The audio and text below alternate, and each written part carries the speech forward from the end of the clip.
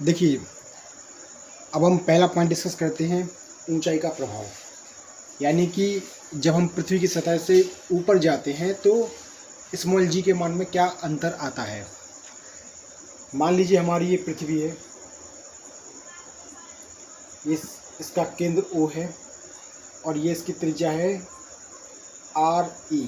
ठीक है, तो मान लीजिए हमें अभी यहाँ इस पॉइंट पे देखना है स्मॉल जी का मान। तो हमने मान लिया यहाँ पे तो स्मॉल जी हमारा हो गई, तो इसकी केंद्र से दूरी कितनी होगी हमारी RE। तो अभी हम इस पॉइंट पे देखते हैं स्मॉल जी क्या होगा हमारा। स्मॉल जी बराबर capital G ME mass of earth, द्रव्यमान, पृथ्वी का द्रव्यमान, बटे इस पॉइंट की दूरी कितनी है केंद्र से RE, तो RE का स्क्वायर। ये हम सूत्र पढ़ चुके हैं पहले भी, इसको हमने इक्वेशन 1 मान ली।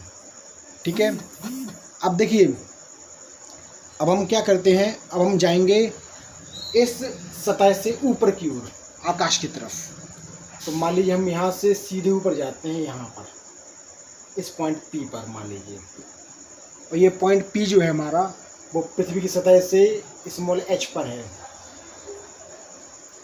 अभी हम रहते हैं पृथ्वी की सतह पर, हमारे घर बने हुए हैं पृथ्वी की सतह पर। अब हम पृथ्वी सतह से ऊपर जाते हैं आकाश की तरफ, तो h ऊंचाई पर।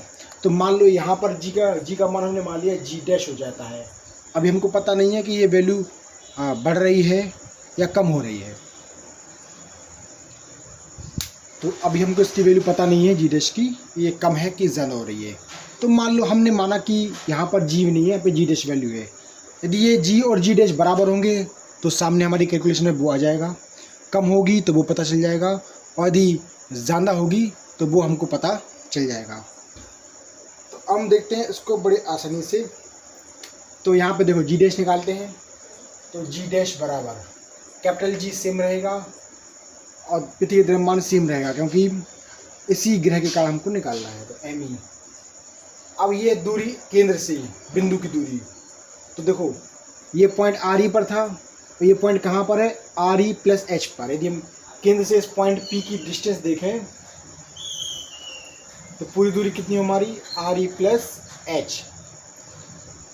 तो यहाँ रख देंगे हम लोग RE प्लस H का होल स्क्वायर, इसको मान लो क्वेश्चन 2। अब मैं G डैश की वैल्यू निकाल ली है, इसकी वैल्यू हटानी है, सॉरी G डैश की वैल्यू को फाइंड करनी है। तो हम क्या करेंगे, समीकरण 2 में दे देंगे 1 का भाग। इससे क्या होगा, इससे जो कॉमन चीज़ें हमारे पास हैं GME ये कट जाएंगे, और जो हमको G डैश की वैल्यू चाहिए वो वैल्यू हमको मिल जाएगी। तो इतना नोट कर लीजिए, फिर मैं इसको रफ करके आगे लिखता हूँ।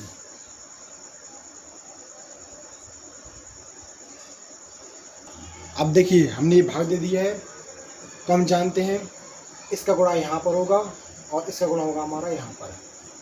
तो हमारा निकल आएगा GME इंटू RE का square upon GME into RE plus H का होल स्क्वायर।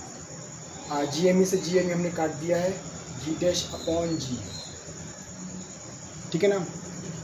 अब देखो G डैश निकालेंगे तो ये निकलेगा हमारा GRE square upon RE plus H का होल स्क्वायर। यहाँ तक आई होप कि आपको समझ में आया होगा। हम इस चाहे RE को नीचे भी लिख सकते हैं ऐसे में कुछ, G डैश बराबर G upon RE plus H upon RE का होल स्क्वायर। देखिए इसको ऐसे भी लिख सकते हैं, यानी कि मैं दिखा देता हूँ उसको ऐसे में कुछ। ठीक है ना, RE के नीचे RE, इसके नीचे अलग कर देंगे इसको। तो G डैश निकला हमारा G upon RE upon RE यानी कि 1 प्लस H अपॉन RE का होल स्क्वायर हमारा हो जाएगा ये वाला। आप देख सकते हो हमने RE के नीचे भी लिख दिया इसको, और इस RE को H के नीचे भी लिख दिया। तो RE से RE कट गया हमारा, तो बचा 1 और H अपॉन RE का होल स्क्वायर। तो ये निकला G डैश का वैल्यू।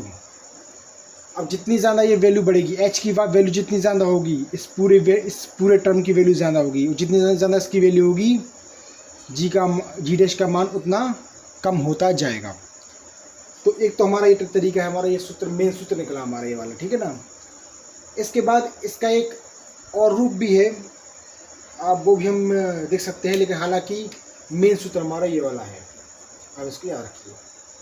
तो यहाँ पे जो हमारा क्या होगा कि जो जी डैश है हमारा वो जी से छोटा होगा, क्योंकि देखो इस पूरे की वैल्यू बढ़ेगी तो जी का मान जी डैश जो पूरा वैल्यू हमारा है इसकी वैल्यू कम होती जाएगी हमारी।